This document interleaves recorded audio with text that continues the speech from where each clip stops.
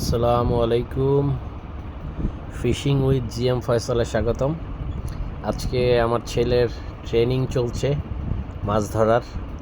আলহামদুলিল্লাহ বেশ বড় সাইজের একটা মাছ হিট করছে নিজেই, এবং নিজেই খেলে মাছটা তুলছে। আমি ক্যাচিং করে দিছি মাছটা।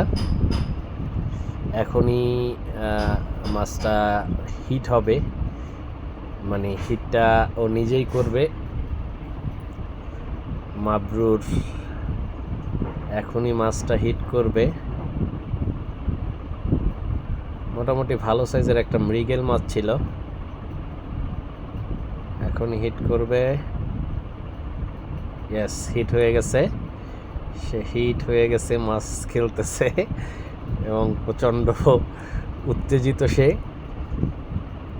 ভালো সাইজের মাছ, এই জন্য আসলে ও সহজে কাবু করতে পারে নাই, একটু সময় লেগে গেছে মাছটা কাবু করতে।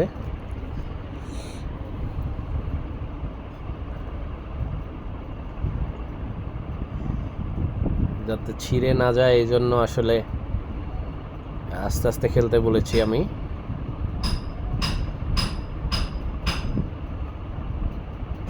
রিলটা নিয়ে মাছ নিয়ে খুব চেষ্টা করছে সে মাছটা বাগে আনার জন্য। আসলে মাছটা বড়, এই জন্য বাগে আনতে পারে নাই।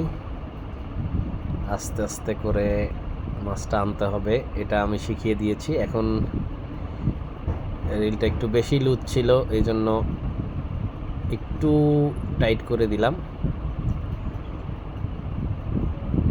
এখন মাছটা আসবে আলহামদুলিল্লাহ। আসলে প্রথম পর্যায়ে তো সবারই একটু প্রবলেম হয়, এই জন্য নিজেও শিখতেছে আমার ছেলে।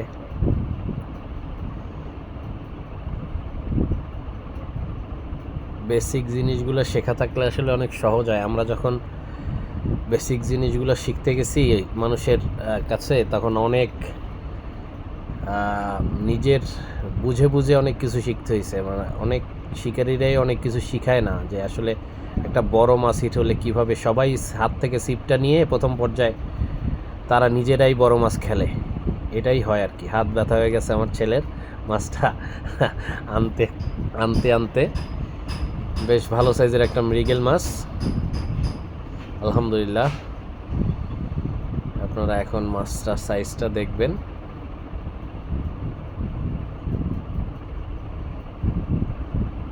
আলহামদুলিল্লাহ ভালো সাইজের মাছ।